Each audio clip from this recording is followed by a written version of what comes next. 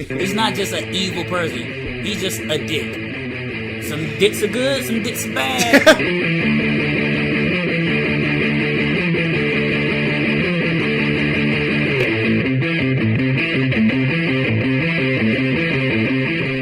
Hey everyone, how's it going? Welcome to Escaping, The best comic book podcast in the Springs. That's right, we are recording from Escape Velocity in Colorado Springs. It is actually the best comic book store around here, and I'm not biased, I'm telling you the truth. Just coming in, Big facts. So today we are talking about House of X and Powers of 10. Those are Jonathan Hickman's new stories tying into his one X-Men book, X-Men Run. It's going to be something great. We've got Kelsey here. Yes, sir. And we've also got Gio here with us. He's going to be chiming in from time to time, just giving more of a political look on what we're talking about. I'm Daniel, and let's jump right in. House of X is the start of a new age of X-Men, would you say? Yes, I would definitely say a new age. It's a great starting point for anybody, I could say, that wants to get into X-Men but kind of been afraid of, or they didn't know how to, because the X-Men have a very long and convoluted history in the Marvel Universe, and it's coming from an X-Men fan, because there's so much stuff that I forgot that I knew, just because there's so much that goes on in these books. Well, to be fair, they also time travel enough, and they forget what they know. Exactly, and there's usually 6 or 7 X books going on simultaneously too. Right, it's crazy. So one of the major themes we're going to be talking about here is utopia, a place free of hatred, free of judgment for those looking for sanctuary, which, a lot of us here in the real world, we would like something like that too. But as we see, not all utopias are what they appear to be. Exactly. So most of them are built upon the bones of many. Right. Well, and one of the things we discussed earlier, if you remember, is that these utopias seem to be perfect for one group of people. Exactly. And not even all mutants sometimes. Right. Even though it's a mutant paradise, it's exclusive. And exactly. We've touched on how classism, affects that, and man, it's a hopeful beginning to a new series. And me as a Hickman fan, I want this to be bigger than what we've seen before. So bigger than his Fantastic Four, bigger than the new, and maybe even on par with what we've seen before with Hickman, but bigger than what other writers and creators have brought to the X-Men. Because the X table. They always, the X table. They always try to make these huge, world-changing stories, but sometimes those stories are just, they fall flat. Yes. Yeah. They definitely get recon. But one thing Marvel did do while setting this up was give you like key points from the X-Men's history that would kind of set in place the building blocks for Hitman's run. Like they highlighted giant size X-Men #1 with Krakoa plays a part. First time we've seen Krakoa. Yes, Grant Morrison's run, new X-Men, plays a part because of Genosha. Huge and part. other Sentinels. Yeah. So I'm wondering if anybody else from that arc maybe will come back and play a part into that. Well, and Hickman has promised we're going to see something like 92 villains and 91 heroes throughout this story. That's a lot.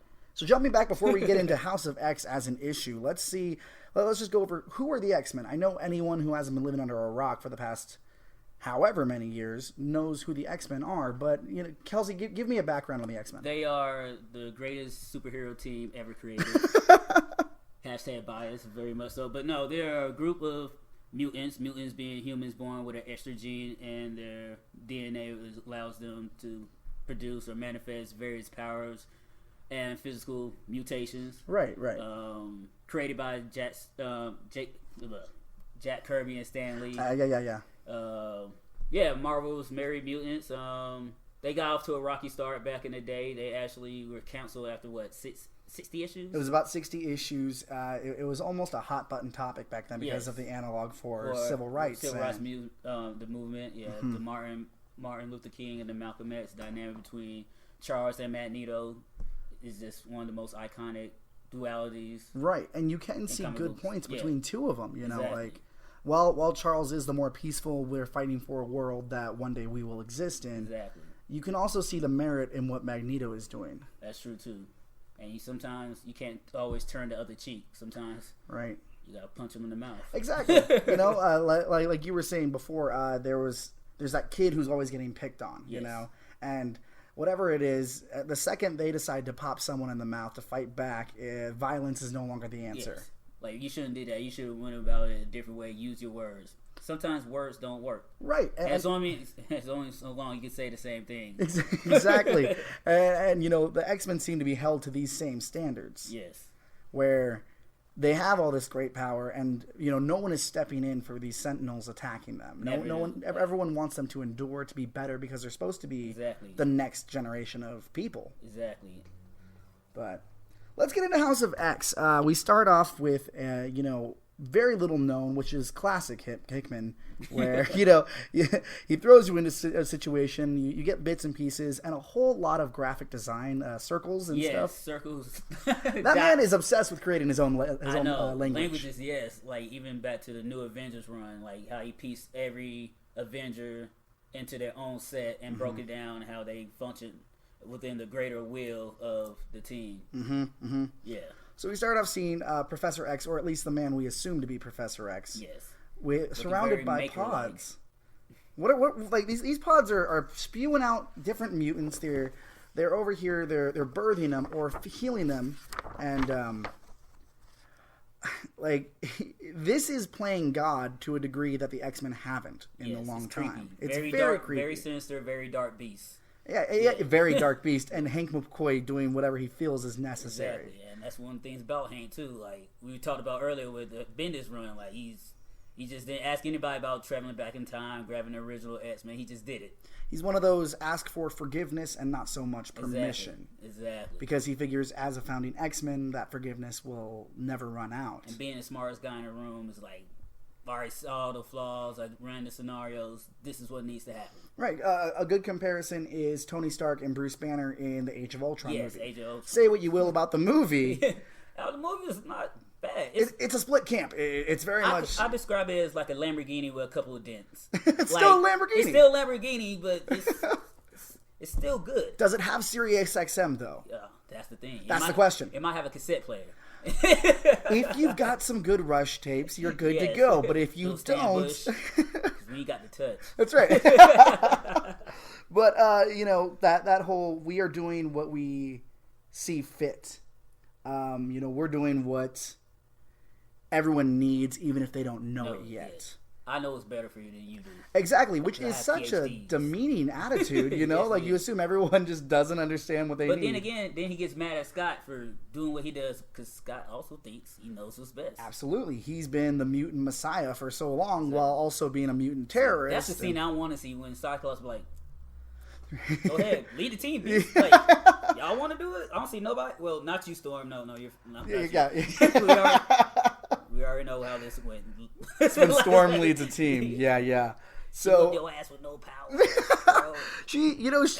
her books have always been really good, but unlike Scott, she's not willing to put together a kill team to achieve her version of Utopia. Oh man, just like speaking of Utopia, when they were on Utopia and they found out about X-Force, when Storm gave him the whole lash, and then she's like, what would she think? Like, right, and that's not Utopia in a wider sense. That is the place Utopia, which used to be Asteroid M. And they brought it up from the bottom of the San Francisco Bay and brought with them basically all, more or less, majority of the remaining mutants left at that time period. Right. And it's one of those themes we see throughout these X books, something that was used for evil, then being turned around and used for the greater good. Like, even when one of them was piloting one of the old Sentinels. Right. One of the one Sentinels. And then there was even that Sentinel that was reprogrammed and working with the... yes, that's what I'm referring to. That's in the latest, like in Red. In X-Men Red, it was Trinary, I think? Trinary was able to communicate with these robots, speak its code, and convinced it to help. Or even just like Danger. Right. Sentient Danger Room program.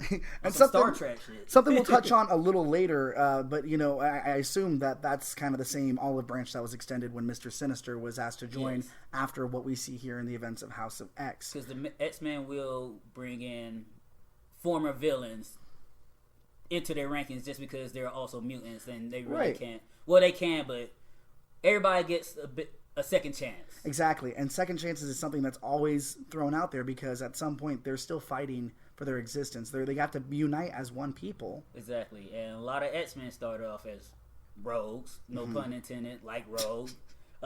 Gambit was on the outskirts. Even you consider Wolverine too. Of course. Like, even Mystique for a time period was an X-Men. Juggernaut, which we talked about, was an X-Men. Sabretooth. They've all had their chance in the team. Yes.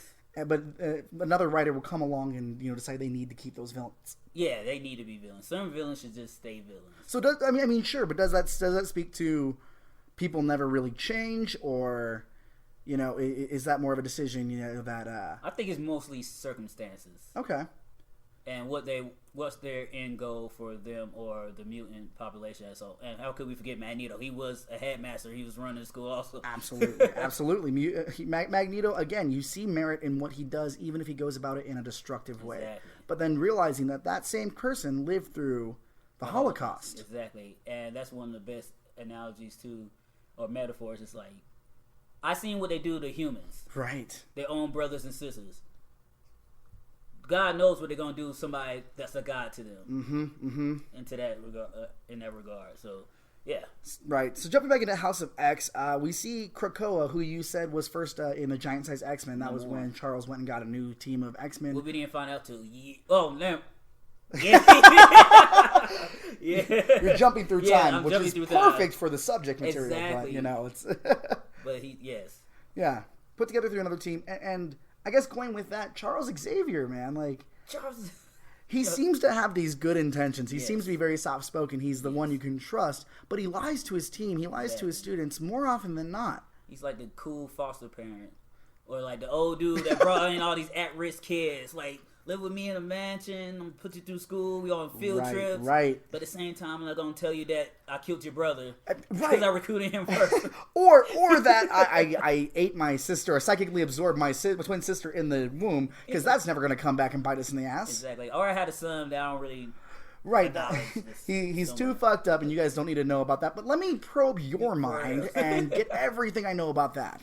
Yeah. So he's the one running this new team of X-Men, and this is more or less the man called X, who we saw established in Astonishing X-Men. Yes. And with that, Professor X had spent so much time in the astral plane with the Shadow King. Shadow King, exactly. And he transferred his consciousness into Phantom X. Yes. Phantom X, who was, either on the team or Weapon 13, but he went evil for a while, and he had to absolve himself of that somehow. Yeah, and that's a whole subject in itself, because his whole background, origin, the Weapon Plus program, and the 3 brains, and one's a spaceship.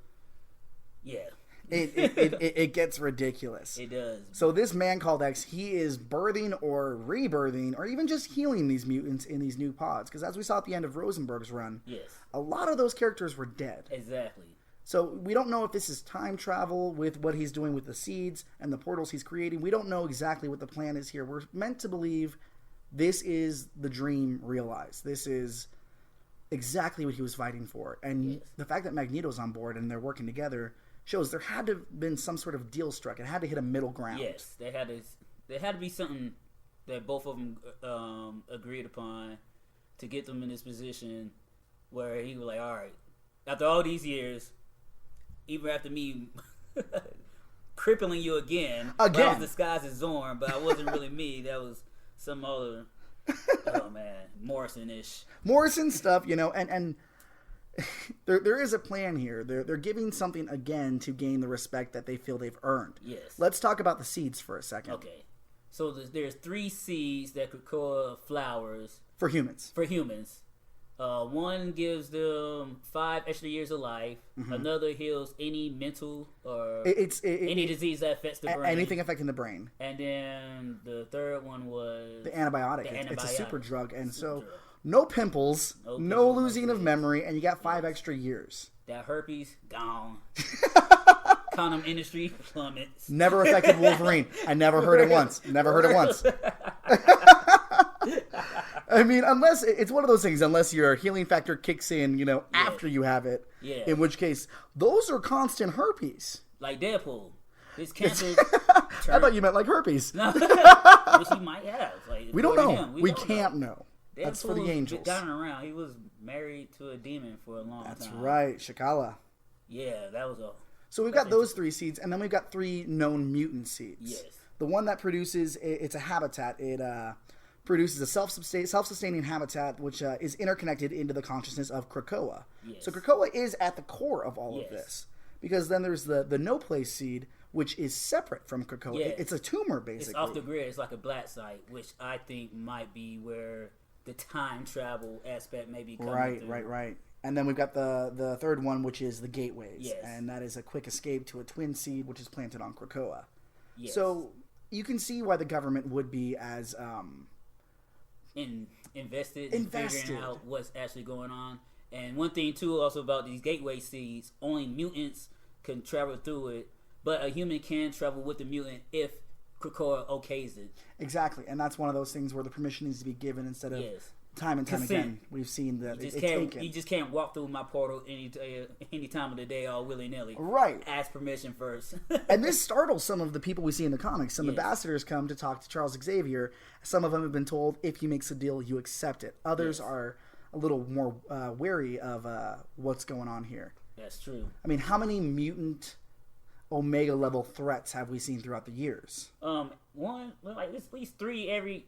Every week? I'm about to say every week. I'm like, no, it's at least every 3 years there's one. There's one every 3 or 4 or 5 years. There's always the mutant crossover. That's right. I don't know if we want to count Axis, but I could count Axis. I mean, seeing as how it was Charles Brain. Yeah. Charles Brain and Onslaught we've seen as a character, when that evil side the Red Skull and all that. That's right. Oh, man.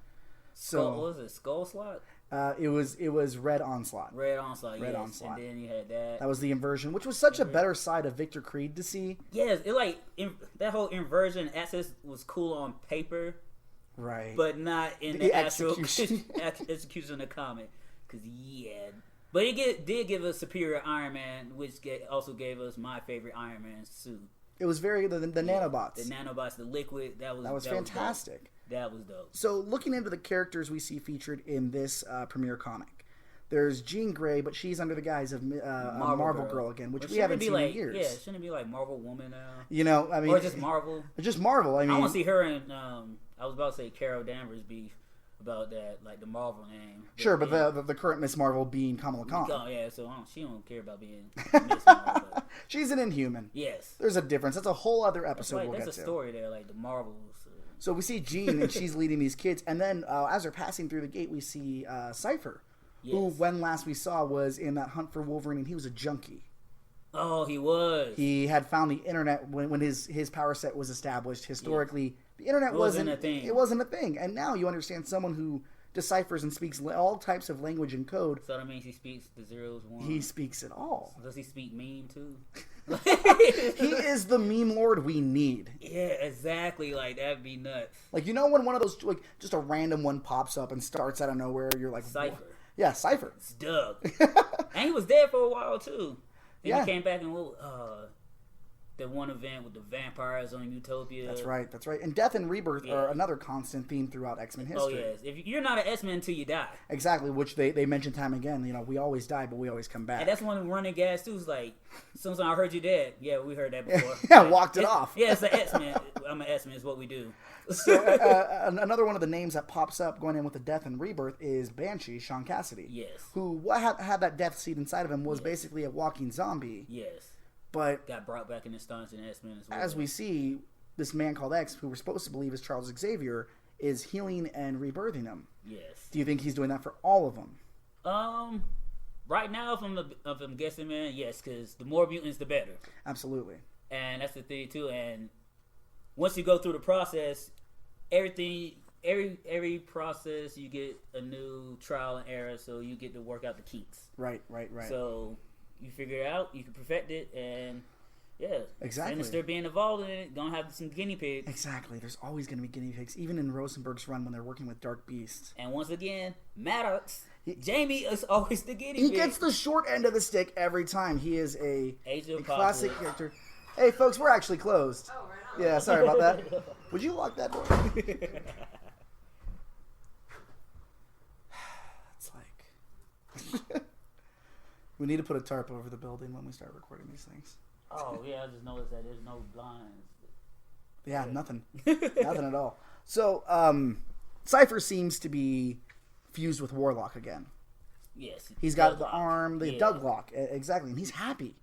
That's another thing, another big factor of this book. A lot of these characters are happy. Yes, joyfully. So, like Wolverine tossing little kids up in the air. Like, I just took it like, oh, he actually can be happy because they have a place. I wasn't thinking like, no, there's got to be something wrong with him. No, because Wolverine was the guy that was like, no, these kids need to be able to be kids, not soldiers, Scott. So we don't have a schism. Yeah, right, like, yeah.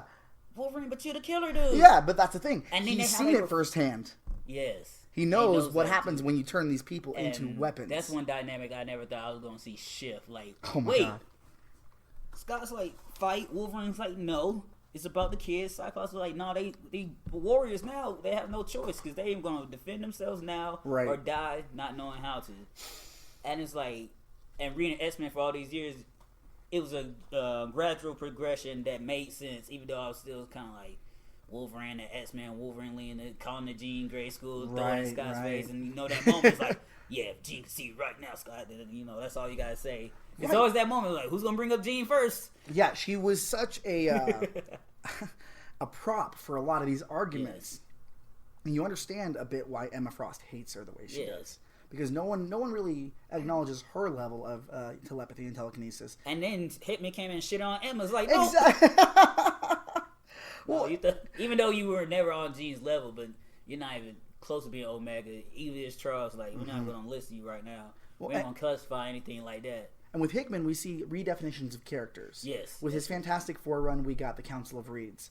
That was dope. That was fantastic. Which, all the Dooms, lobotomized the same Doom. Exactly. There's even echoes of that in pop culture, like Rick and Morty. That's where we got the Council of Ricks from. Yeah, exactly. It was from the Council of Reeds. Yeah. It was all Hickman's doing in a sense. But his Fantastic Four work, his work leading up to Secret Wars, and his work on Infinity in the Avengers, just blowing away. Not to mention, he was the reason why we almost got No More Mutants. The second part with the Terrigens. That's right. Because he let Black Bolt let off that bomb. That's right. The world. That's right. But I don't think he wrote the whole Planet. No, not Planet X, but that whole IVX. IVX. Yeah. IVX. I don't know if he had his hands in or not. That's something I have to go back and research. But that could have just been a byproduct of that aftermath. Like, you know what? We don't like the Fat Fox as the X-Men, so we're gonna do this. Bring up the Inhumans, and guess what? Nobody really cares about Inhumans, even though I like the Inhumans. Right. Black Bolt's one of my favorite superheroes. Mostly because of the power set alone. Like, that's dope. And anybody I think that could take Superman in a fight is always going to be a favorite of mine, but that's neither here nor there. Different universe. We'll do crossover stuff later. But not to mention even his East of West stuff through Image. Hickman likes to tell a long form story. Word. Which, if you do it correctly, is worth it. Yes. It's like, you can have everything wrapped up in 6 issues if you want it rushed and you're missing nuances. Yes. Hickman doesn't miss those. He doesn't miss a beat. He goes through, and even at the times where you're getting angry at the story, you're still thankful for the story. It all pays off in the end. Absolutely. Like drawing out the T'Challa Namor stuff just for T'Challa to stab him with the ancient blade, and Black Bolt was like, he falls down like, no. You sleep. You make your bed with the Cabal, you sleep with the Cabal. Exactly. And that was happening. And he couldn't be mad either. He was like, so we see different sections of the Krakoa Island split up. There's arenas, there's House of M, House of X, different sub areas for everyone to live. And even Jean says you're supposed, younger mutants usually live over here, but there's no rules because it's Utopia. You live wherever you want. It's one big Chuck E. Cheese, man. But aside from that, there's always a group planning for when it all goes fuck up. Exactly. You always gotta have a plan B.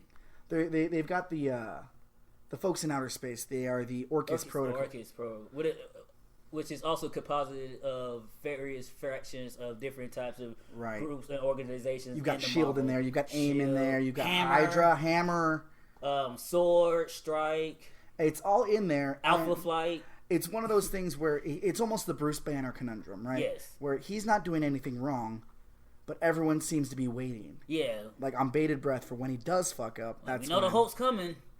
Let's have another Illuminati meeting. No one ever believes that there's that, even though forgiveness and all that and what was evil here. Namor say, hell no, I ain't going. Exactly. Someone is always ready. Whether like, look, every time he come back, it's a problem. That's right. I'm not trying to fight, bro. Everyone's just like, do what you're gonna do. I'll deal with it later. And Charles just had to be like, well, if I was there, I would have been lit. Right. But Charles is always doing that, and it seems like this man, going back to Man Called X, he is that Charles without the lies. Look at the arrogance of the walk too, just out the right on the cover portal, of it. Like, he's just walking out like he is the most attractive, successful Swedish model we've ever seen. For real, his shit don't stink. Yeah, well, they're on Utopia. It's a better. Got Magneto behind him too. It's a better diet, so it just processes right. That's right. Their shit doesn't stink. That's fertilizer. Exactly. It just goes right back down. So we've got the Orcus Protocol, and what we see there in the big reveal of this one with them is they've got a giant Sentinel head. Yes.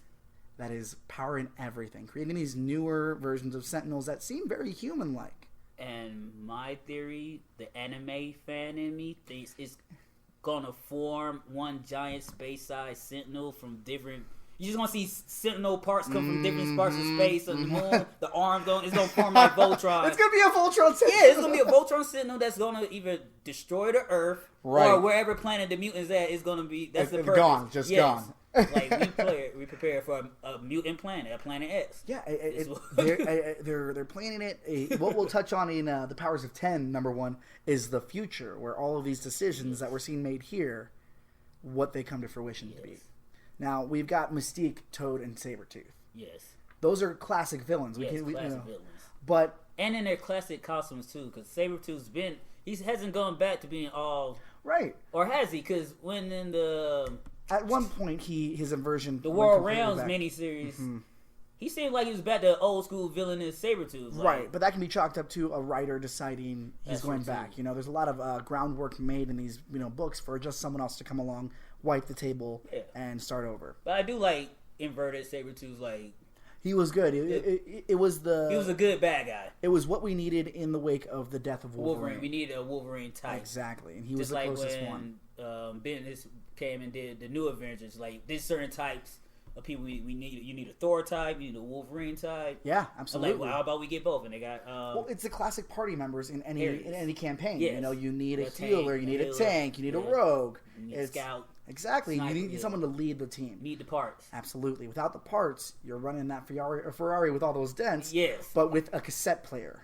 Or when you have nobody to know how to drive the Ferrari, you get Thor in a pool, in a pool in a cave, and they come in going, "This is an automatic." Learn how to drive stick, folks. Exactly. If you can just take one thing away from this, learn how to drive a stick.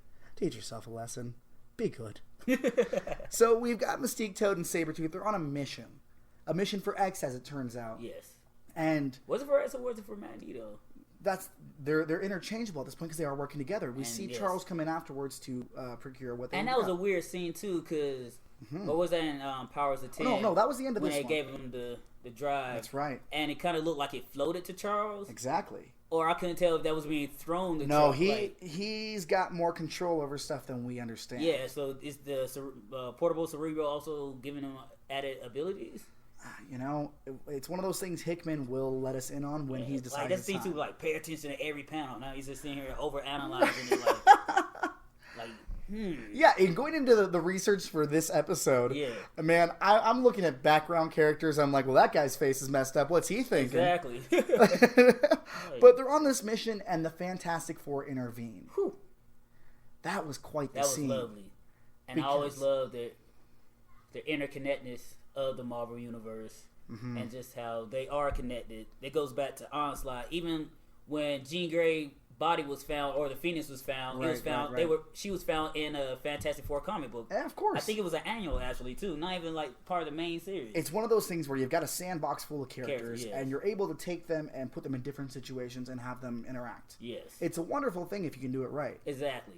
But the reason I really believe they're working with them, aside from that panel where you see them hand over the drive, they had the Krakoa seeds. That's true too. So do we need a gateway? Planted the seed. Boom. They got out of there except for Sabretooth. He's cornered by the Fantastic Four. Invisible Woman's got him in a box. And who should come through the portal? the poster boy for mutant kind. Scott Summers was right. Scott Summers was right. That's my secret, man. Logan.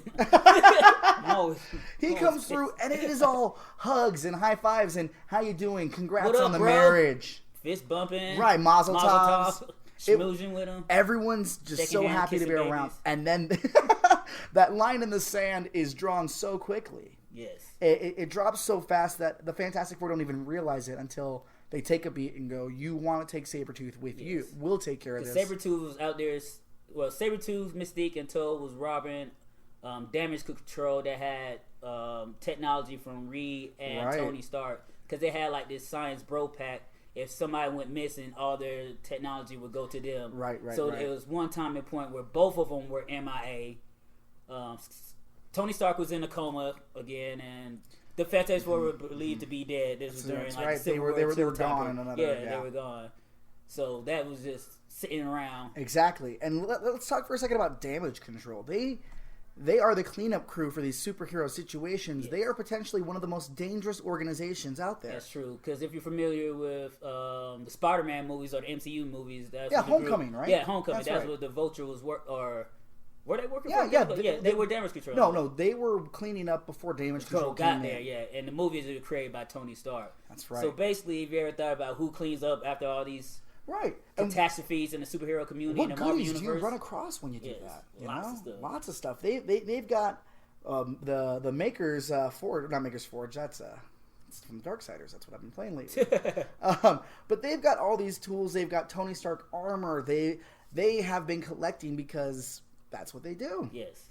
At what point do you take a company or a group like that and have them realize we actually hold more cards than we thought we did? For real. There's got to be some oversight to that. And maybe that's the thing, too. Whoever they're working for is the one that really has to pull. Because for all we know, now we're talking about it, that might come back up later, too. Exactly. It's one ultimate nullifier away. On Damage Control? Because they got a part in Orchis. But S.H.I.E.L.D. has fallen. That's true. Which means these are X-Shields that we see in the Orchis protocol. Yes. They were, they had their orders. They were working towards that. But now that they are free agents, basically, who have the training and the knowledge of S.H.I.E.L.D., that's also danger that you put out into the world. And it's danger that doesn't realize itself as a danger. They think they're doing what's best. Yes. So, you got the Fantastic Four there. Scott says we're taking him back with us. Yes, he's a mutant. We deal with mutant things. Right. On our own land. And what's their response to that? Reed wasn't having it. Reed was like, no, bro. He stole my stuff. He's stealing Tony's stuff. It's more than just a mutant thing. He's broke laws. He needs to answer for them. And Cyclops, well, all right, well, that's fine and dandy. But like I said, like, we're a sovereign nation. We deal with our own issues. We deal with our own people. Yeah. So it's kind of like if Sabretooth was Latvian and they try to arrest him, and here comes Doom out of nowhere. Or Doom like, no, we take him back to Latveria. What you gonna do about it, bro? Well, and it's something that you and I have talked about. Yes. They want to intervene when it's convenient for them, but when has anyone else from that superhero community intervened on any other mutant level? So a lot of the responses, basically from the superhero community and other, I guess you could say, law enforcement agencies, would be like, well, it's a mutant issue, and that's kind of like your thing, so we just let y'all handle you. But then when we want to handle ourselves when it comes to the lawbreakers and staying alive and being our own sovereign nation, that's when you want to step in and tell us, no, sir, that's a no-go. But when something affects us dramatically, like the genocide of Genosa by the giant road sentinel, there was nobody there to help us. We had to pick up those dead bodies ourselves and rebuild. And we see that when the Fantastic Four try to stop Scott from doing what he's going to do, and they say, what are you thinking? And he says, my family has spent our whole lives being hunted and hated. The world told me I was less when I knew I was more. Did you honestly think we were just going to sit around and forever and just take it? And the response is, of course not, but. And it's that but that speaks so much, No one expects them to sit there and be pushed around, but at the same time they do. It goes back to the bully that we talk about and the kid who's getting bullied, At one point, he's supposed to be better for it. He's held to a different standard than the person who's persecuting him. Exactly. And a human being can only take so much. Right, exactly. Because something's going to break. So we go back into where the senators are, the representatives from each nation are talking to Magneto and two of the cuckoos. Yeah, and different cuckoos. They're showing them the different portals around Krakoa. Magneto's explaining they have their own language because that's how you establish this stuff. A culture. Exactly. Yes. Every culture has their own dialect, their own sense of style, their purpose. Exactly. Their mythologies. And then Esme shows that, she's actually been listening in on their thoughts. And how do they respond to that, Kelsey? They didn't like it at all. No, they did not. No, they did not. Like, how dare you? Like, motherfucker, how you dare you bring a gun? Well, and there's like two of them, I want to say, who've got this, like, almost impressed smile. Like, yeah, well, I have psychic training to block this, but that was pretty impressive. Yeah, like, we're more than a mere psychic. But like you said, someone brings a gun. Yes. And it goes back to Orcus Protocol, where we see them preemptively planning. And he said the gun was for his own protection. He wasn't going to use it. It was for his protection, to which Magneto says, of course, that's how it always starts. Exactly. And once again, why are you bringing a metal weapon around Magneto? Did you not know he was going to be around Magneto? Mm-hmm. Like, come on now. We got to be smarter than that, people. And Magneto, who historically would have killed someone for that, doesn't. He doesn't. He says, like, go back and tell him what happened here. He just snatches, takes it apart. This is not a negotiation.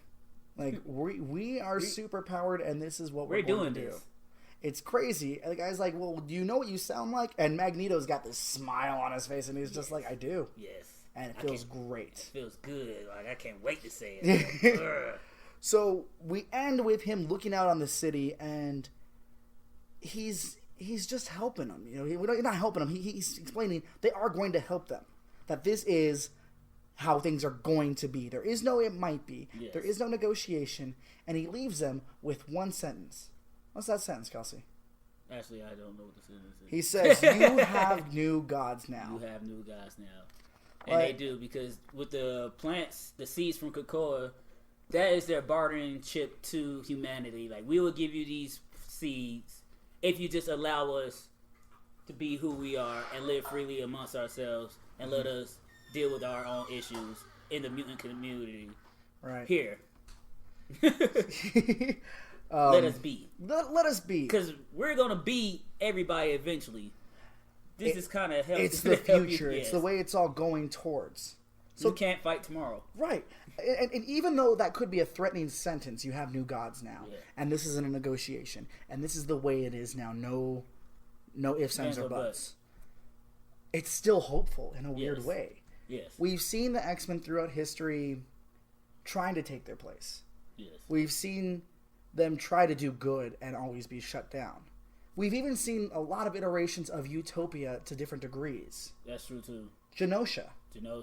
Which ended horribly and is always thrown back in Magneto's face. Yes. We have Utopia, which was during Norman Osborn's Dark Reign. Yeah. And that didn't work out. Hammer. Yep. The most recent one we have is Rosenberg's run of Uncanny led into Age of X-Men, which was a world where everyone was a mutant. It wasn't like House of M, where if you weren't a mutant, it was bad. Yeah. Everyone was a mutant. That's true, too. Because that's the thing, too. Like we were talking about in Uncanny Avengers with the Planet X arc. That was a future where the whole planet was majority mutants. But if you were human, you were outcast, or you were hunted. Exactly. So let's touch on some alternate utopias. One I know we were talking about before is House of M. House of M, yes.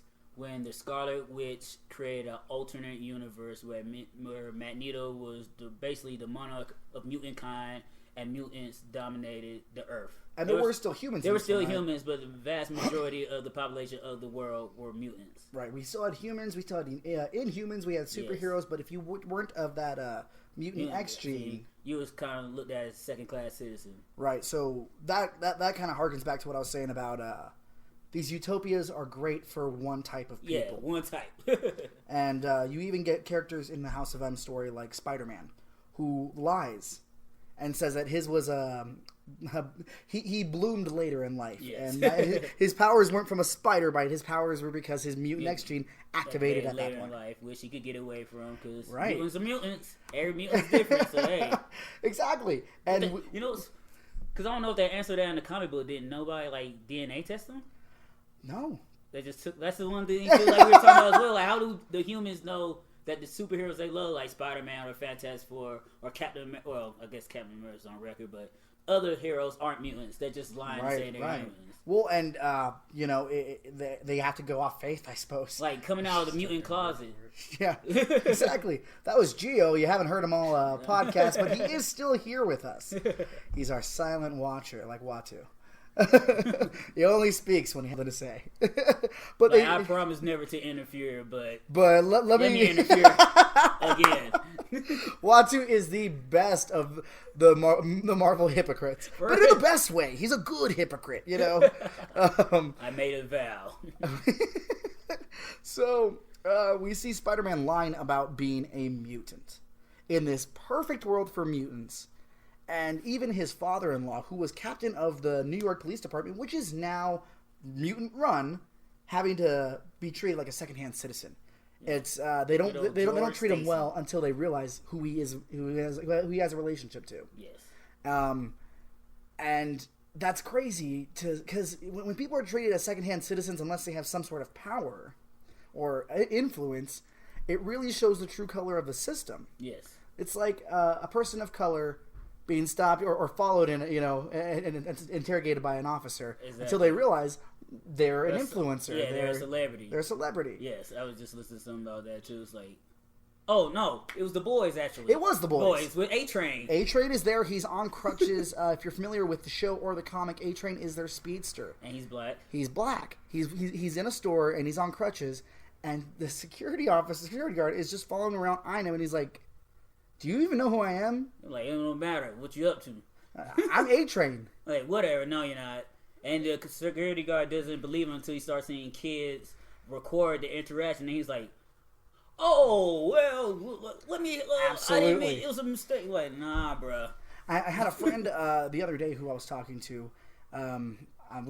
We'll call her Jane because I don't know if she's okay with her name being used on this. But she was going through and trying to return some items that she had, and she's a person of color. She was getting all this crap from the lady who didn't believe her. I need the receipt and all this. Well, it's just I was here the other day until she saw the military ID, and then no questions asked. Yes. Nothing like that. Just put her through, big smile on her face, asked if she had any weekend plans. It was a total 180. I know that some other people have some experience with that, whether they choose to speak up or not. You know, it's out there. It's a very real situation. It happens to me all the time, and as soon as I pull out that military ID, people's attitudes just change right away. So what is that like, seeing that light switch go off and on? Like, you know? I mean, I can't even really explain it. You know, it has to happen to you for you to actually understand how people look down on you. Totally. Yeah, it's one of those things too. Like, you serve in this country, you're fighting these wars, and you come back as a person of color, and then you get treated as such. Like, right. Like, I just went over here potentially to die for you. Now you're gonna come over here and tell me to stand for the flag. Absolutely. Exactly. And not to get too political, but we've seen people who have fought in Afghanistan and have decided to put their life on the line for this country. And we thank everyone who served. Yes. What's crazy is these people, they come back and we've seen them deported.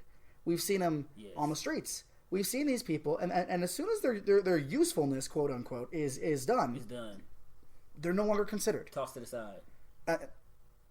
It's ridiculous. We to draw the parallel to the X-Men, to the mutants.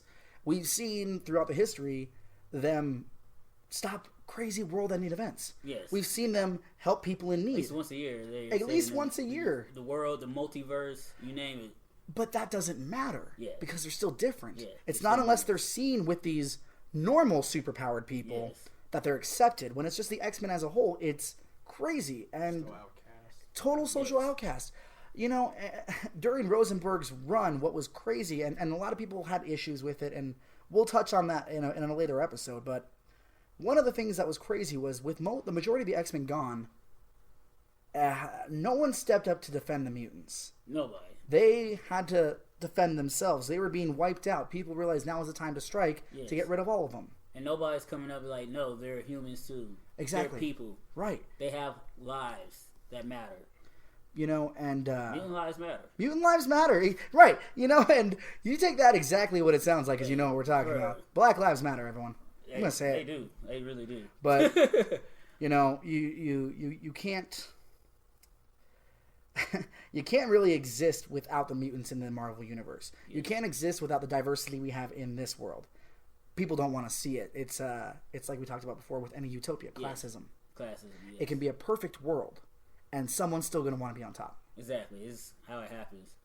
And I think now that we bring it up, because that was like most of the Uncanny Avengers book was about. Yes, the diversity. The Unity Squad, as Captain America called it, with mutants and Avengers working together side by side after accessing a version to show that we need to be working together. And Captain America feeling kind of shitty for not stepping up. Yeah. And being more active of doing the right thing for everybody, because mutants are Americans too. Right. Like you're the captain of us too. Exactly. We are all like here as these people, and yet we're still being discriminated against because we're different. Exactly. And it's always funny seeing the interaction between Scott and Cap when people call Cyclops the mutant Captain America. Right. Because like in the Ultimate comic books, Cyclops came from the future, and he was basically Captain America. Exactly, you know, but it's too radical of an idea, Yeah. you know? What next? A female president? We can only hope. Yes. Like, a mutant Captain America? Nah, give me the black guy. I'll take the black one. Right, give me right, the Falcon. right. Who wants to win? No mutant. No mutant. I'll take the black one instead, Yes, yeah. yes. Which is crazy. But even in that, Sam still got ish from certain people for being new Right. in the comics. You have someone who was notoriously, and we're going way off X-Men here for a second, because this is just one of those crazy topics, especially with Marvel now putting Sam Wilson as Captain America, which a lot of us thought they were going to. It's comic accurate. I didn't think it was going to happen this quickly, though. No, we didn't think a lot of stuff was going to happen this quickly. Exactly. We're moving like, quicker no, and quicker. No way, we're getting a Blade movie. Yes, that's a whole nother. But Speaking Sam Wilson, on Black Lives Matter, right? We'll do a whole multi-part episode of that. There would not be no MCU because we can go back. Everyone's scared of how black people showed up for Black Panther. Yeah, but wait till Blade comes out in theaters. You're gonna see some midnight premieres. Wait. I'm gonna have to put a PSA. Please don't be out here with replica swords. No. Don't give them any reason. Don't give them any reason. You can dress like a Matrix character. Leave all the accessories. Yeah. Yes. Trench coat's cool. Fane's cool. Don't bring the weapons. Don't bring any weapons. Any props. No. Which is also crazy, you know, with people of color and weapons, because the other day, Kelsey and I were doing a dry run for this episode. We decided to go get tacos afterwards, and right around the corner, there's some folks yelling at each other. Just one guy hit another guy. It was craziness. He followed him and immediately got out of the car, pulled a golf club. It was a 9-iron. He had it over his head. He was ready to go. Jones style. Totally Casey Jones style. Except this was not Shredder. This was not a Foot Clan. Know what crumpet is. And he's ready to attack this guy. People are filming. People are watching. Yes. Nothing happened. Now, if any of the three of us were out there brandishing a 9-iron, yes, and one of the other people involved in this had a knife. He pulled out his knife. He pulled out his pocket knife and was swiping. And everyone's watching these people, both white. Yes. Not to disparage the white people or to malign them or anything like that. Oh, it's one of those podcasts. Right. This isn't for me. No, this is a podcast for everyone, but we have opinions. And these opinions do not necessarily reflect Escape Velocity and their staff. We just record here. It just reflects the reality that we live in. Exactly. And we're not going to shy away from those topics. I can't. Right? We live it. Yeah. We're all... Every day. Yeah. It's our everyday reality. It's DNA. It's crazy. Like, I can't turn this off. I'm not one of the cool mutants. Like No. Colossus. I'm Nightcrawler. I'm always dark. You can't just go in there and take my favorite X-Men. Well. You son of a bitch. Well, See, and this is how brown on black violence gets started. Someone comes in there and they start using Nightcrawler in their examples. But it's crazy. You know, the last thing I'll talk about in the real world is we just had a shooting over at in El Paso. Yeah. El Paso. 19 dead. 19. The police And also in Dayton, Ohio. In Dayton, Ohio, and then one here over at the Social this last weekend, and at Old Chicago. Yes. It's been crazy. It's more and more frequent, and it gets worrisome. As a person of color walking around, you don't know when someone's going to lose it on you. Yes, and I know we were trying to get off the real world, but just real quick to piggyback on what we were talking about before, being in the military and people of color. Some people want to believe that more guns would be the solvent to this problem, but it's hard for the good guys to shoot the bad guys when you don't know who the bad guys are. Right. Because it was, I believe in Alabama, African American soldier was in the area of a shooting, and he was going to subdue the shooter, but he ends up getting shot because he has his weapon out, and they don't know who's the shooter is, but they saw a black guy with a gun and automatically killed him, not knowing that he was a soldier in the army. It's crazy. So it's like one of those things too. It's like who's to say who's who? Right. Like if I wanted to come and save the day, and I happen to have Good a gun luck, Kelsey. on me, Good luck. like. What's gonna stop somebody from shooting me just because it's like, oh, right? Yeah, it's you. Yeah, it's me. Like, but it's one of those things too. So we just need to think about.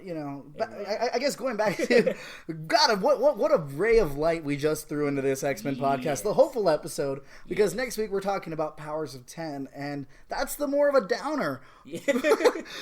So get ready for what real world shit we're gonna talk about then. Yes, and we not even touched about the Morlocks. Let's get into it. Like the Morlocks, we got a little bit of time left. The Morlocks live in the sewer, and Sinister thought they was genetic trash, so he basically had them wiped out. Are they in Utopia too now? We don't know. Callisto and all of them, Leech. Okay, real quick, alternate universe Utopias, right? Yes. We talked about the one in the Ultimate Universe where Kitty Pryde was leading them, and they were on a reservation. Yes. The American government gave them shit land. Like, nothing could grow there. Almost like other reservations. Exactly. In the middle of nowhere. Yeah. They didn't want anything to do with it. Like, okay, you want your own utopia? Here, have this. Right. Be happy we gave you something. They couldn't grow land. They couldn't grow crap. But them being mutants that had abilities, they create their own seed, which grows wherever they want it to grow. They start flourishing. They create their own electrical system. Yeah. They brought in water with Storm and Iceman doing their thing. Create their own ecosystem. Of course. And guess what the government wanted? They shut it down. They want to come in and take their seed. Yeah, because if it's not theirs and it's flourishing... They can't control it. Exactly. Yeah. And they were going to take that by force. So that seems to be one of the big problems we run into with utopias. Yes. Especially with X-Men, who always wanted it. They want a better place. They want to sleep one night... No giant robots coming in. No purifiers. No time travelers. Reavers, here we go. Here's Hounds. None of that. Ahab. And this seems to be the most viable option right now. Yes. Like Hickman is making it more of a reality than we ever thought. Exactly. But as we've seen with Age of Apocalypse. Yes. As we've seen with Utopia. Yes. With Genosha. Yes. Someone is always waiting to pull the rug out from underneath them. Just the literal rug. Yeah, it's crazy. I want to believe that the mutants will one day ascend to their proper and that's level. How it should be. Like every future in Marvel should be the mutants being the majority. Of course, logically speaking, unless something happens, but. Mutants should end up inheriting Earth. That's just how you created it. Exactly. We even see in here, there's a timeline that they set up. Yes. Where, had it not been for the events of Genosha, mutants would be the dominant species. Exactly. But because they went in there, because Genosha was destroyed, because the population was cut down, yes, they've got more time. Time to either make peace with these new gods, as Magneto calls themselves, yes, or to find a way to destroy them. Exactly, and they always do get more time. If with House of M, or going back to, or even when they all disappeared for that time period with X-Men, with Agent X. You'll see they get a little bit of time to kind of reset the game for themselves. And I mean, this seems like it always goes like up and down. Right, they're starting off on the, I guess what could be considered the right foot with giving these seeds right out the gate. Yes. We learn from our mistakes. Instead of, hey, you're going to come in here and you're going to take this by force. Instead... A spoonful of sugar makes a medicine go Exactly. down. Here you go. Exactly. Here's a gift. Here's what we're giving you. We're giving you 5 extra years. Yes. We're getting rid of all of any brain disease you have. Exactly. And you can remember everything. Here's your antibiotic that's going to keep you healthy. Have sex with whoever you want. And right. You're going to have a great time. Where do you think Magic got it from? It's how you stay alive, baby. That's right. So they're starting off on the right foot, and yet there seems to be no right way to go about this because the writing on the wall says the X-Men and the mutants will be persecuted again. Exactly. It's going to happen no matter what you do. If somebody doesn't like you or they think their race or their people are endangered by yours, it's only a matter of time before they strike. And, Oh, and I forgot another one with the Terrigen Mist when they went. Oh, right, yeah. Sterile. All mutants were sterile. Nobody could have a mutant baby. Yeah, well, it either made him sterile or it killed them. Impulse. Exactly. The mutants are always facing something after another, and they're always fighting for the next day. They say they're fighting for the future all the time, but that future mostly consists of next week. Yes. Like, we might not even be here. Exactly. There's a fucking cloud. and I mean, how many people do you see in the real world just fighting for the next day? Exactly. It's craziness. Yes. There's so many, comparisons, and I guess that's one of the reasons I was always drawn to the X-Men is because they are the underdog. Yes. They are the minority. They're the ones who were made to feel less than, even though they're part of everything as well.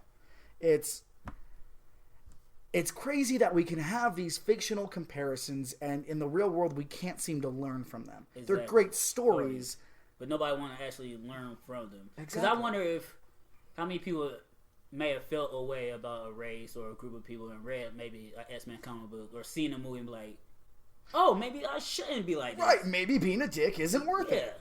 Dang, wow. Or do they just watch it like we was talking about, just watch it like, oh, that's fantasy. Exactly, right? Like, and,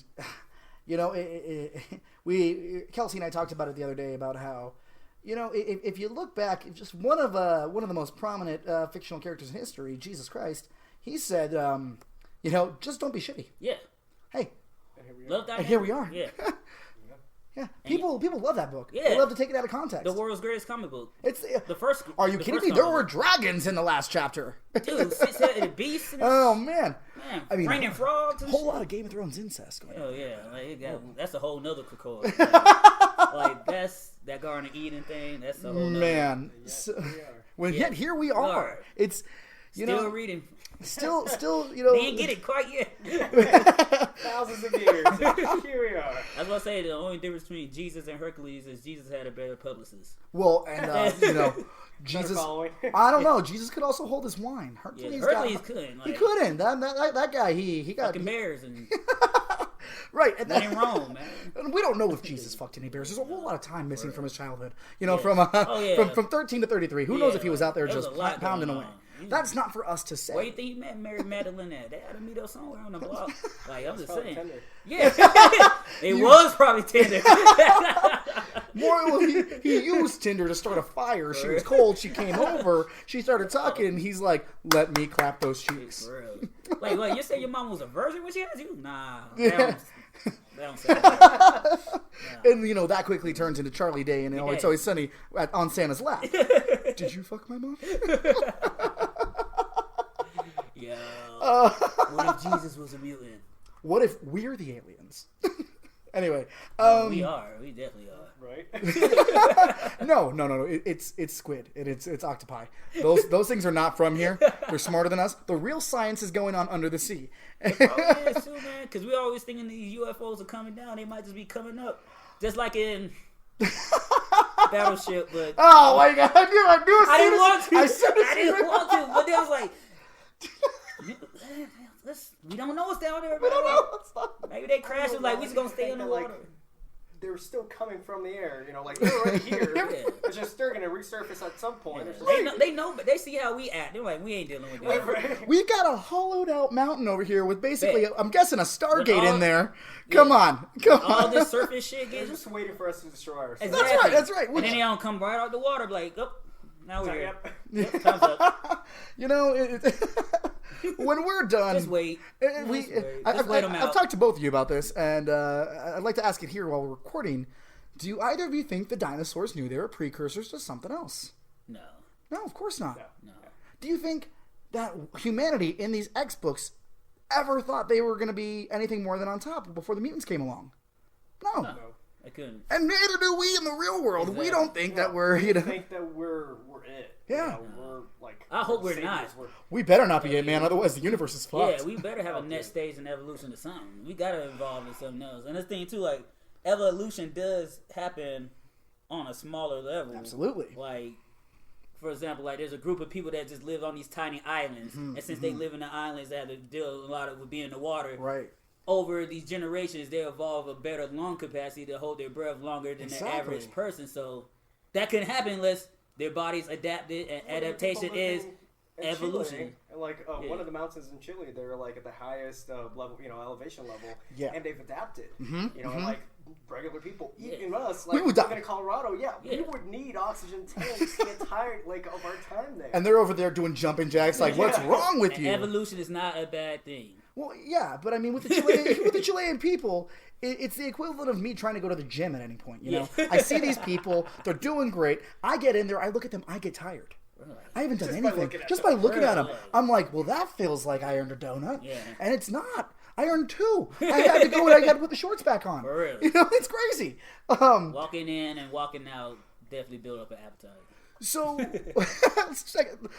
corralling this back to the X-Men and what we're talking about here, do you think this has a chance of working as a Utopia? Yes, it does. You sound convincing. Oh yeah, I'm not convinced. Just because I know human nature, I know these books, like something's going to go awry. But instead of the humans acting first, I think the X-Men or whoever's Professor X, if it's really him or not, they're going to do something that provokes them this time.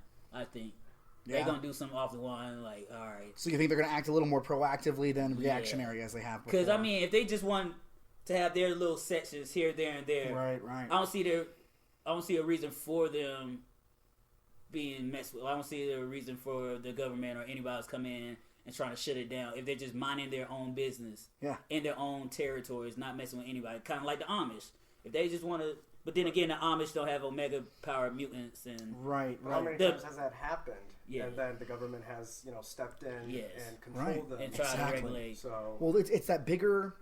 It's almost like the opposite of what we saw in Rosenberg's run just recently, because there was a smaller group of mutants which made an easier target. Yes. When they're all in one spot, it's a bigger target, but it's just as easy. Yes. I don't know. I'd like to believe that there's hope in this, and of course I trust Hickman for better or worse, even if this is the story that breaks me down. Yeah. I'm in for the ride. He's very good at that. If you haven't checked out his East of West series by Image, it is one of my favorite books. Some of the heartbreak you feel in that book is very real, and you understand that he's a writer who doesn't just go for the cheap moves to get sales. He tells a longer form story that you are genuinely invested in. And like any good story, it has its wins and its losses. Yeah, a nice slow burn. Exactly. Yes. We're going to go ahead and head out here in just a minute. But, just to end, Kelsey, let's go around. Who's your favorite X-Men? My favorite X-Men, pun very, very, very intended, is the coolest one there is. Gambit. Bobby Drake. Iceman himself, mega level, man. One of Spider-Man's amazing friends. That's right. That's when I probably was first really introduced to him. Do you think that that offended Harry Osborn or any of Spider-Man's other friends when he's like, yeah, you're my best friend, but these are my amazing friends? Man, once I seen that he could turn to ice, I guess that kind of takes it out. So what is it about his characteristics that you like? He's the fun one. He's like, I wouldn't call him. He's like the fun uncle, which I compare myself to nowadays, since a lot of my friends and siblings have kids. Like, I'm the fun uncle. Right. I try to bring levity to the situations. The ice slide is just dope. Omega level. Mm-hmm. And whenever there's like the backs against the wall, you got Bobby Drake in the corner. Absolutely. And 9 times out of 10, most threats he could kind of handle himself. And now with the fact he's more in tune with his powers. He could turn completely into ice. He could control ice minions. He could absorb bodies of water. He even did that Ice Goliath, that giant ice Hulk. He's capable of. The Ice Hulk. Yeah. So, and he won the original 5 X-Men. One of the first characters of Marvel. What are your hopes for this series and Iceman? Hope for this series is just to make the X-Men. Don't do it. I almost said. You can't see it, but I'm staring at him in a way where I'm like, don't even. Like, come on. Make the X-Men exceptional again. Just make them what they were in the 90s. Bring them back to the forefront. I want a mutant in every book. Yeah. There should be mutants almost in every book, since the mutants are going to be the dominant species one day, and I want to see the ramifications in this touch other books as well. Absolutely. Not just another self-contained X-Men story. I want to see like Avengers talk about the Gates, or even with the Fantastic Four and like the part with Franklin being a mutant as well. It's more of that interconnectedness. Well, and that's one of the things. Just, I mean, Jonathan Hickman, if you're listening, I love you. But that's one of the things he's really good at, is communicating with other writers. Yes. He doesn't just work in a cave, you know. He's like, this is what's happening. I imagine he sends out pamphlets, you know, like, hey, this is what we're doing, this is what I'm doing. Kind of like Donny Cates and Jason Aaron with the Null, the Necro Sword, Thor. Which Donny Cates, another great author out there. Just fantastic. Gio, do you have a favorite X-Men? No, I'm going to have to be a basic bitch here and say it's Jean. Nothing wrong with that. Nothing wrong with Jean. She's really good. Badass. Yeah. I love Jean. What is it that draws you to Jean? I mean, obviously her powers. Yeah. Just her character. I mean, like, she's just pretty fucking assertive. You know, badass. Just a badass in her own right. Right. Absolutely. I mean, that's pretty much it. That's it. I guess without you having read the comics but hearing this conversation, what are your hopes for her role in this book? You know, I mean, I haven't read it, so I really don't know. But I'm hoping she just stays the same badass bitch as she's. I mean, when Jean came back in X-Men Red and took control of that team, I just realized too, it's like Slamming Red, Jean was X-Men Red. I see what you did there. I see what you guys did there. Thank you. So in X-Men Red, she has the chance to mentally assassinate Cassandra Nova, and instead she fixes her brain. Yes. And this psychopath, this sociopath, she starts to feel empathy. She starts to see what she's been doing wrong, which was powerful. Literally killing with kindness. Wow. Yeah. Instead of destroying her and, you know, like lobotomizing this woman, she's like, no, I want you to see what you've been doing and how it's affecting people. To have that kind of power and that kind of compassion when it comes to it. Yes. I mean, like, wow. Yeah. Imagine if we could actually do that today. Just change people, like every criminal. Let me show you what you're doing wrong. Like, kind of like Penister. Yeah. What is it? Clockwork Orange? Right? Yeah. You know, like, if you just let them know, hey, this is exactly what you've done wrong, like, this entire time. It's, you know, and it's not even rewriting the person. It's finding that thing that was wrong. Those two fuses that weren't connected. This little off, or this one goes so rewiring. Yeah, and you're like, hey, there you go. You have a healthy brain now. You're not normal, but you're semi-healthy. You still wear Crocs with socks, and you know what? Do you? It's not for me. Different strokes for different folks, different paces for different faces. That's what this podcast is all about. Mine is going to have to be Nightcrawler, Kurt Wagner. Always been my favorite. There's something about that guy and the fact that he looks like a demon. He is the offspring of a demon and a shapeshifter. Yes. And yet, he still tries. He still wants to look at the situation and say, we haven't lost yet. We can keep going, you know? Yes. He's Definitely been the soul of the X-Men. He's been torn down so many times. He gave up heaven at one point, which is crazy because he was like, "Oh, hey, no more X battles, no more giant robots." To be free. But then he sees his friends in need and he goes back down. It's that character of Nightcrawler and the almost juxtaposition between him and Wolverine. Yeah, but could he get into heaven? He was in heaven. But when he came back, he didn't have a soul. His soul was gone. He's forfeited his soul to heaven to come back. And then his daddy tried to keep him in hell. Yeah. You know, Amazing X-Men. That was cool story. I guess that's one of the biggest things I like about him is his breaking out from his parentage. Yes. You know, it's not the best, and you know, but he's able to make his own way in the world. And that's why I loved him on the cartoon too. That's when I found out about that him being Mystique's right, son. absolutely. Because you don't find out because he didn't even know. Just like a lot of X-Men tend to find out that their parents aren't who they really are at some point in time. Mm-hmm. And he's a fully grown man. Now you're feeling out that one of their greatest villains is actually your mother. Exactly. Like someone you fought, which, you know, Pietro and Wanda. Yeah. Similar thing. Similar thing too. Like, we was following you. You're a bad guy. We're a bad guy. We went to Avengers, and now you are our daddy, man. So we have to point out, or I have to talk about how Escape Velocity's comic of the week this week. It's actually two comics. It's Powers of 10 and House of X. the Jonathan Hickman titles we are covering for the first 2 episodes of this podcast. Go ahead and check them out. Escape Velocity does offer a 1-2 free program with these comics. If you sign up for any of them, you get the first 2 issues with your discount and the 3rd issue free. Stop in, talk to one of the many people that work here, myself included, and make sure you sign up for those books. It's going to be a wild ride. I really think. What's the address? If they were just. This is the downtown store. We are at 19 East Bijou. It's downtown Colorado Springs. We're right by Acacia Park and across the street from the Hive Piercing. We are going to go ahead and send you out with a song from a local artist. Her name is Javi Paz, and this song is called Capital State of Mind. Thanks for listening, everyone. Stay uncanny. Yep, and remember, there can only be one chum bucket. Yes.